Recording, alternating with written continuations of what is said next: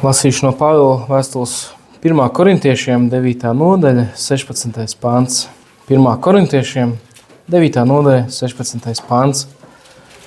Jo, kad es sludinu evaņģēliju, tad man nav ko lepoties, jo man tas jādara. Vai man, ja es nesludinātu evaņģēliju? Dargais debes Tēvs, pateicos par šo brīdi, ko varam būt kopā kā draudze un domāt par Tavu vārdu. Tavs ļauj mums iet tuvāk Tev, ļauj mums Tevi iepazīt un ļauj mums saprast Tavu prātu pie mums katru vienu dzīvēm. Un Tēvs runā uz mums katru īpaši, katru runā uz mūsu sirdīm un saki to, kas mums ir jādzird. Varbūt pat, ja mēs negribam dzirdēt, bet Tēvs runā skaļi un skaidri. Tēvs ļauj mums, ka Tavs vārds ir saprotams. To lūdzu Jēzus vārdā. Amen. Un sēdien.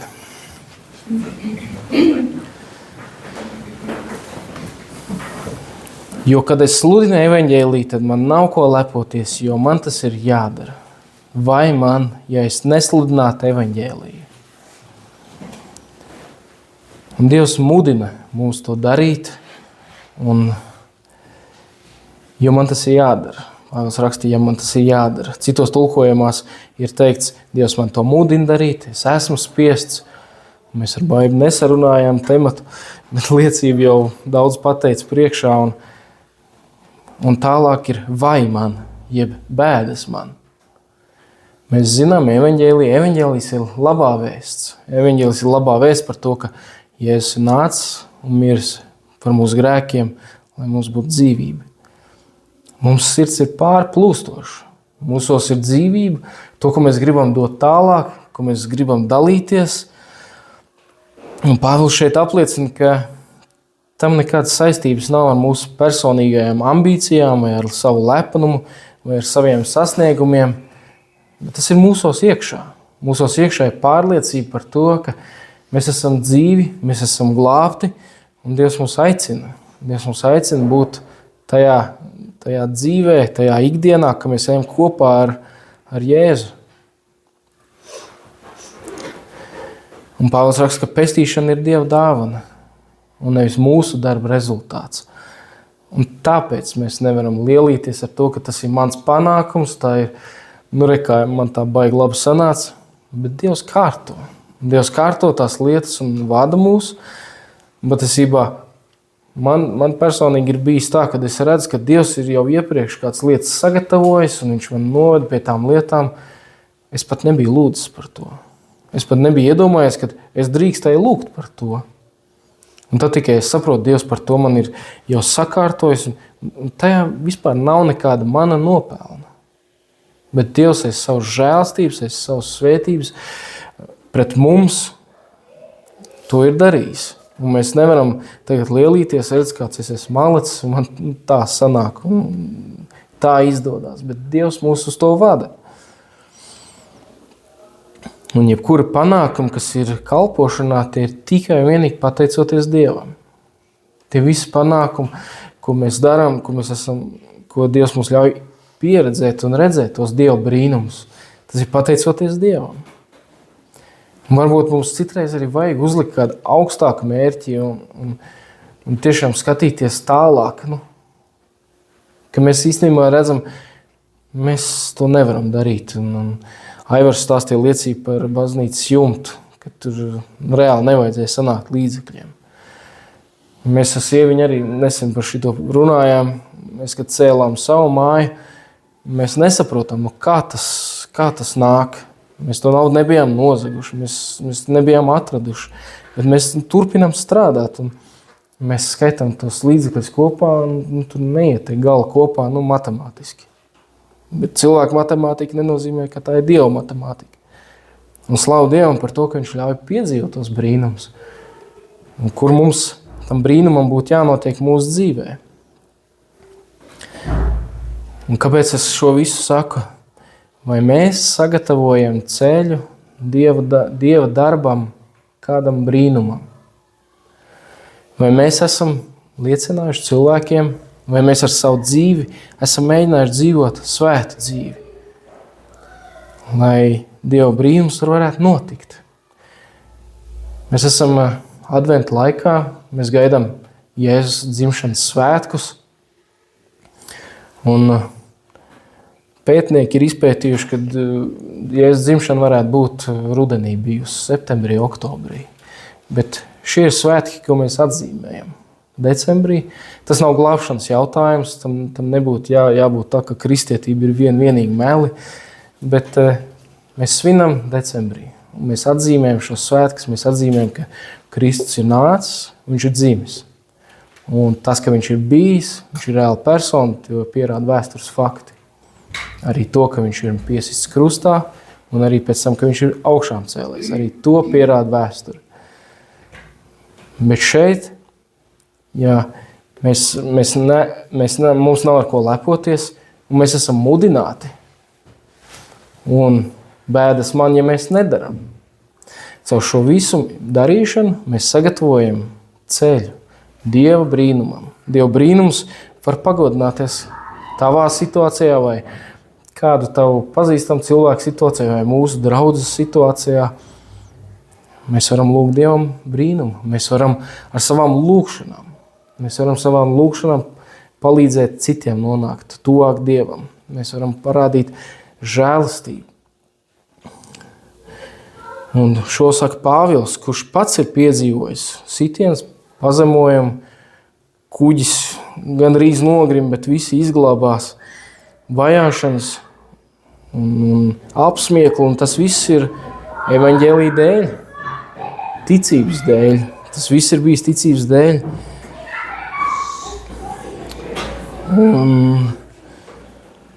Lasot uz priekšu apostoļu darbi, 9. nodaļa, 4. līdz 6. pants. Un pie zemes nokritis, viņš dzirdēja balsi, kas viņam teica: Saul, Saul, kāpēc tu mani vajā? Viņš jautāja, kas tu esi, kungs? Bet viņš atbildēja: es esmu Jēzus, ko tu vajā. Celies un ej pilsētā, un tev pateiks, kas tev ir jādara. Un šo saka Pāvils, kas sākotnēji bija Sauls, kas vajāja draudzi. Pēc šī notikuma Sauls paliek akls uz kādu brīdi, bet par viņu aizlūdz un viņa acis tiek atdarīts. Caur šo notikumu viņš apzinās, ka Jēzus ir tas, ko līdz šim viņš bija vajājis, bet viņš ir patiesais kungs. Un Pāvils saka, ka tā ir pārliecība, ka viņam ir jāiet un jādara. Viņš iet uz šo taisno ielu un gaida, ka par viņu aizlūgs. Un līdzīgi kā pravietis Jona, kurš saskarās ar briesmīgām sekām, kurš sākotnēji atteicās no Dieva pavēles sludināt. Jonu norīja zivs. Arī Pāvils, arī Jona saprot, ka viņš ir spiests iet un sludināt. Viņš ir spiests iet un sludināt, un pravieši senāk vispār bija saskarās ar lielu naidīgumu. Viņi bija tā slikto ziņu pienesēji. Un kurš gan mīl sliktas ziņas?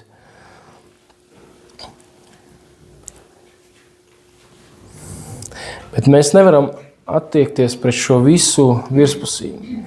Jo, ja mēs izsakāmies un izturāmies virspusīgi pret ticību, kura patiesībā ir vissvarīgākā ziņa pasaulē, mēs nocietinām vēl vairāk neticīgo sirdis, jeb neglābto sirdis. Ja mēs izturamies tā nav īpaši svarīga ziņa, tev īpaši īstenībā tas nav jāzina. Forši jau ir baznīcā, forši jau ir ticēt, forši jau ir lūgt, forši ir kādam palīdzēt, bet, ja tu negribi, nedari to.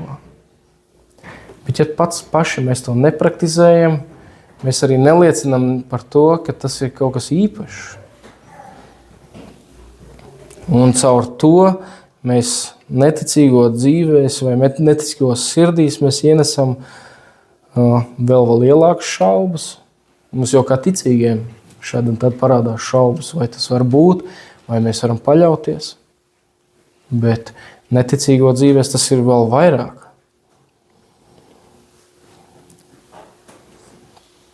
Un ja mēs atklājam dzīvi, kas balstīta uz Kristus uzdevumu, ka sludināšana, un tā ir nepārtraukta rīcība. To mēs sludinām ar vārdiem, ar darbiem, ar palīdzību, ka mēs atsaucamies. Nāc, es tev varu palīdzēt. Vai ieraudzīt kādu cilvēku vajadzības. Vienkārši bez atlīdzības, bez kādas liekas prasīšanas mēs ejam un palīdzam. Tiekam galā ar to visu kopā. Bet Pāvila vārda aicina un mudina mūs kā ticīgos izturēties pret evaņģēliju, ka tā ir neapspriežama rīcība vai neapspriežams aicinājums pagodināt Dievu un sludināt evaņģēliju. Nevis klusībā ticēt, bet pagodināt Dievu. Mēs pagodinām Dievu un ļaujam Dievu vārdam izplatīties. Bet pazemīgi un mīlestībā. Mēs nevaram atnākt, tu neticīgais, Bībeli pa galvu un tagad tu ticēs.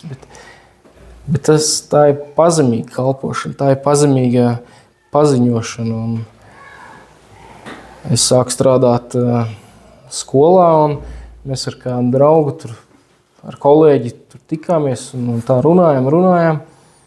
Es viņam beigās saku, Ogrē bija sācies laulāto kursu, varbūt ejam uz laulāto kursu, un mēs ar sievu tur arī kaut ko darīsim. Un pēc tam viņš kaut kā sāka atvērties un izrādījās, ka viņš ir brālis no katoļu draudzes.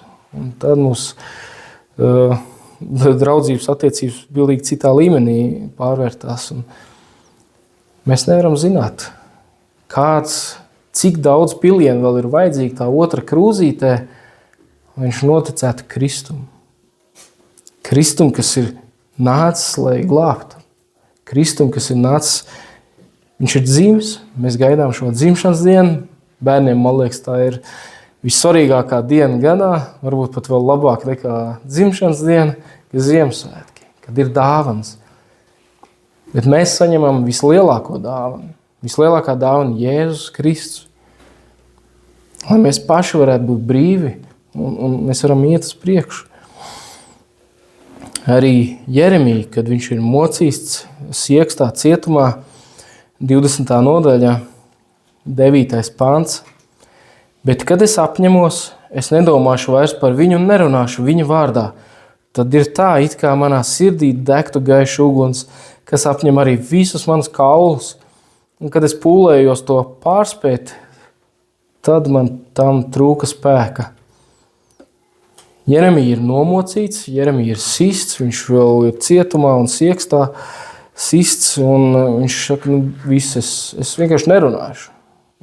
Kā jau es teicu, pravieši ir tie, kas nes šo ziņu karaļiem, ķēniņiem, tautām par gaidāmo tiesu uz grēku nožēlu. Un Jeremija apņemās pārtraukt runāt Dievu vārdu. Un tā ir tieksme izvairīties no konfliktiem, no ciešanām. Līdzīgi arī Jona. Bet tomēr tā ziņa, tas, kas viņā iekšā ir, tas pārņem viņu visu. Tas viss laužās uz āru, un viņš nespēja paklusēt. Viņš iet un dara un runā. Bet Dievs mūs arī aicina neapslāpēt. Viņš aicina mūs apliecināt. Jā, Jēzus ir mans kungs. Viņš ir mans glābējs. Viņš ir mans viss. Un tā ir tā ziņa. Jeremijam bija jāpasludina sliktās ziņas karalim. Mums šobrīd ir daudz vieglāk. Mums nav jāpasludina sliktās ziņas karalim. Mēs pasludinām labās ziņas par to, ka mums ir glābšanas izeja no šīs pasaules, no mums paša, no grēka. Mums ir glābšanas riņķis, izklausās lēti, bet tā ir vienīgā izeja. Tas ir vienīgais variants, ka mēs varam iet un būt. Un tā savā ziņā ir kā svētā neapmierinātība. Mūsos ir kaut kas rūkst, mūsos kaut kas nāk ārā.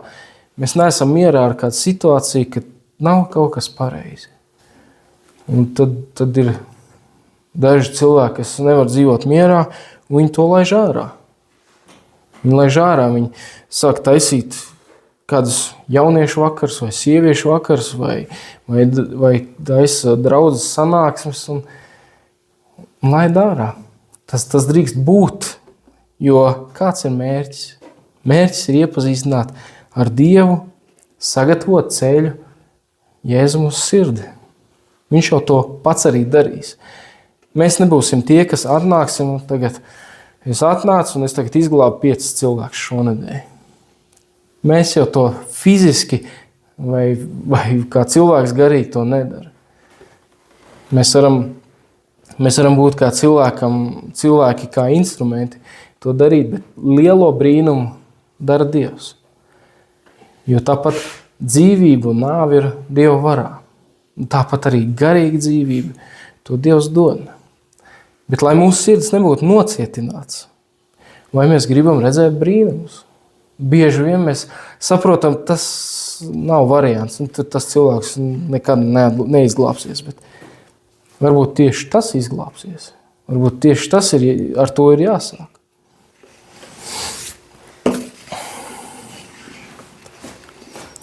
Un Lūkas evaņģēlijā 24.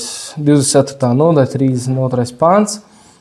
Un tie sacīja savā starpā, vai mūsu sirds mūsos nedega, kad viņš ar mums runāja ceļā mums rakstus izskaidrodams. Tur runā mācekļi savā starpā, kad viņi bija nākuši no Jēzus kapa, un Jēzus bija piestājies, gājis līdzējot un runājis ar viņiem. Viņi sākumā viņu neatpazina. Līdz viņi nevakariņoja kopā, un viņi savā starpā runā, vai mūsu sirds nedega. Es personīgi pārāk bieži neesmu ar brāļiem runājis par to, ka vai mana sirds nedeg, vai mēs tajā nejūtāmies baigi labi. Varbūt tas ir kaut kāds latviešu kautrīgums, vai tā ir man darīšana, nejaucies, bet tas ir ceļoši. Ja mēs pārunājam, šis mūs ceļ, šis mūs stiprina, šis mūs aizdedz, un mēs drīkstam runāt, un tas pat ir. Mēs viens otru pavelkam vēl vairāk, tas ir labā ziņā pavelkam un ved mūs tuvāk. Un tas ir ceļš uz garīgu atmodu mūsu sirdīs pašos, manā sirdī, tavā sirdī, tas ved vēl vairāk vaļā, un tā ir svētā gara uguns. Tā ir mīlestība gan uz Dievu, gan uz mūsu apkārtējiem. Ja mēs mīlestībā dzīvojam, ja mēs mīlestībā strādājam, un tas viss arī atspoguļo to, ka ja mūsu sirds deg par ticību Dievam, mēs ar pilnīgi citu sirds stāvokli strādāsim viņam. Vai mums kādam vajag palīdzēt? Labi, mēs palīdzam. Un tas tik forši vienāds draudzēs, Armīti jau spēlē Ziemassvētku dziesmas, un tas tā pilnīgi redz, pasties, viņi ir savā elementā, viņa visu sirdi spēlē, un tas ir tik forši klausīties, paldies. Un ja mēs esam katrs savā vietā un darām tos darbus ar mīlestību, tas ir tas, ko Dievs mūs aicina. Un apustuļu darbos 2. nodaļa, 3. pants. Viņiem parādījās it kā uguns mēlis, kas sadalījās un nolaidās uz ikvienu no tiem. Un šeit uz mācekļiem nolaižās svētais gars un piepilda tos un izdzen jebkādi šaubas par to, ka Kristus ir augšām cēlies, jebkādi šaubas par to, ka nāve ir uzvarēta, un par to vairs nav šaubas. Un šis ceļš tuvāk Dievam, tas vienmēr būs tāds, kas pārbaudīs mūsu paļāvību, pārbaudīs mūsu ticību. No augstu uz karstu, tāpat kā šie mācekļi, kas aizgāja uz kāpu un pēc tam gāja atpakaļ un kopā satika Jēzu, viņiem vēl bija šaubas, un tad vakarā viņi saprot, ka Jēzus ir augšām cēlies. Tās šaubas tiek izklīdināts. Bet tas nozīmē, ka viņi tojās. Viņi tojās un meklēja Dievu.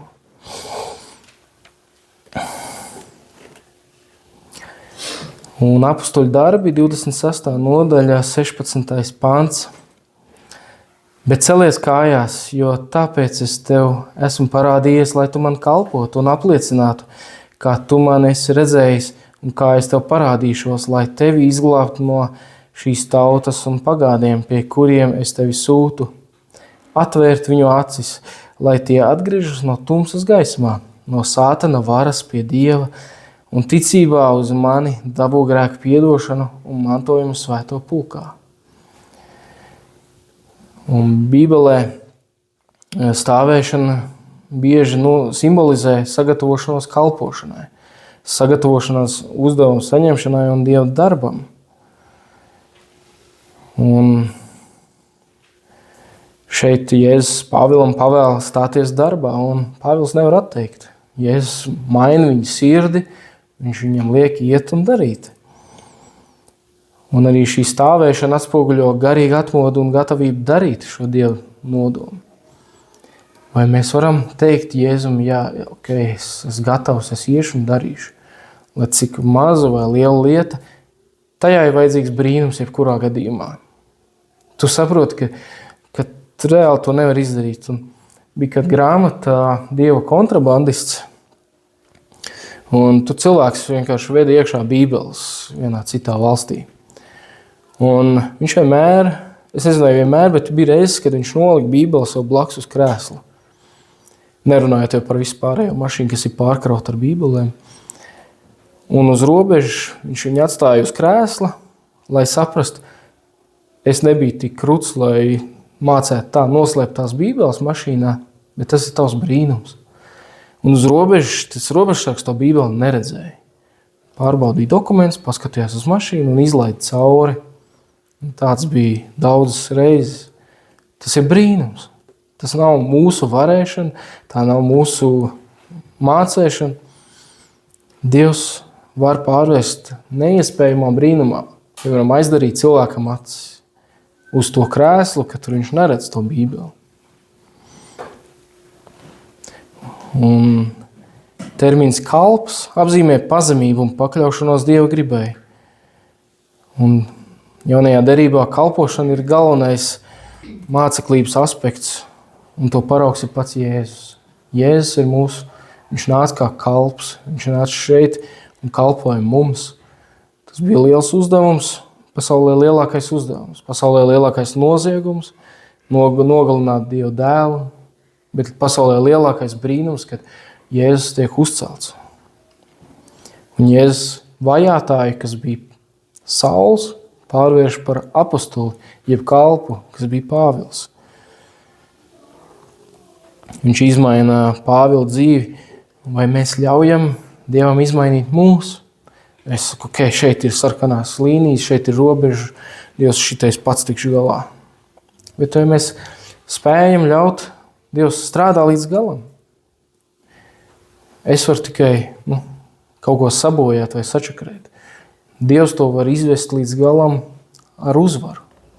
Ka mēs negribam pabeigt miesā, bet garā, kopā ar Jēzu, ar Dievu. Un Mateja 28. nodaļa, 19. 20. pants, tāpēc ejiet un dariet par mācekļiem visas tautas, tās kristīdami Tēva, Dēla un Svētā gara vārdā, tās mācīdami turēt visu, ko es jums esmu pavēlējis, un redzi, es esmu pie jums ikdienas līdz pasaules galam.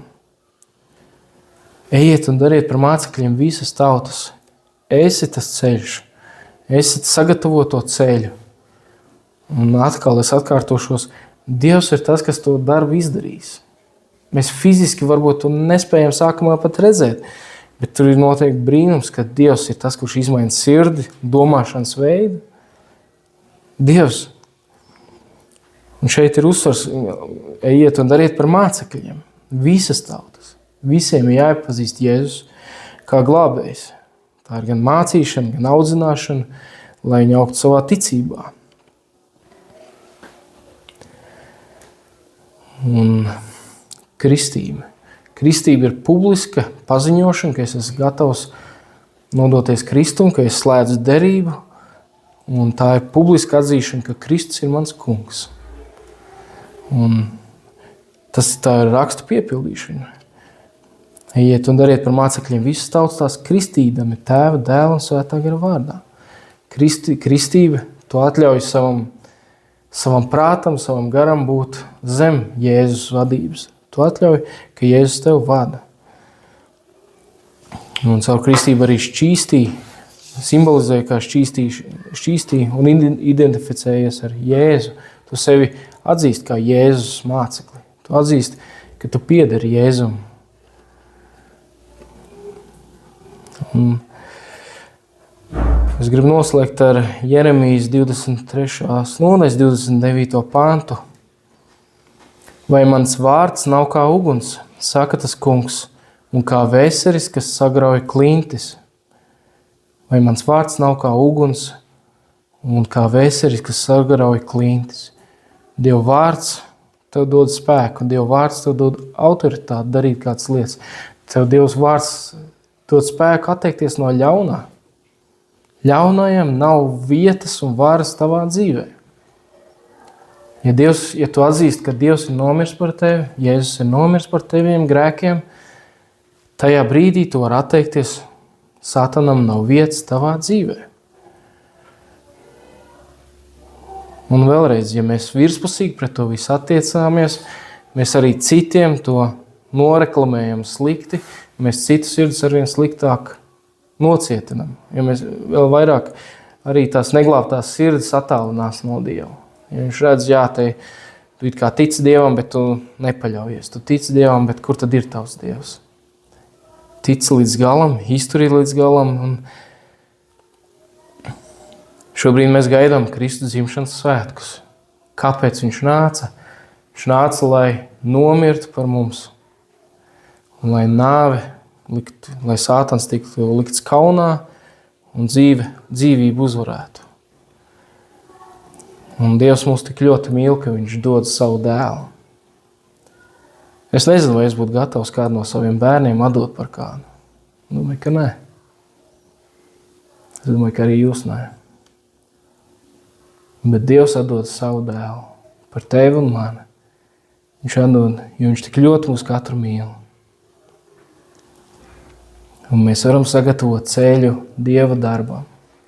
Mēs varam sagatavot, atverot cilvēkiem iespēju nokļūt līdz baznīcai, kā to dara Edvīns, vai vēl kādam aiziet uz mājām palīgā. Tas ir tik labas lietas, ko mēs visi varam darīt Dieva vārdā, Dievam par godu.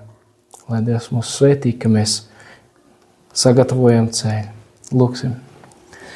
Mīļais debes Tēvs, pateicība par to visu, ko tu dod mums. Es pateicos par to visu žēlstību, kā tu izrādi, Tēvs, ka tu devi savu dēlu par mūsu grēkiem, lai mēs būtu brīvi, lai mēs būtu nomiruši nāvei, lai mēs būtu nomiruši grēkam, un ka mēs varētu dzīvot tādas dzīves, ko tu mums gribēji redzēt, Tēvs.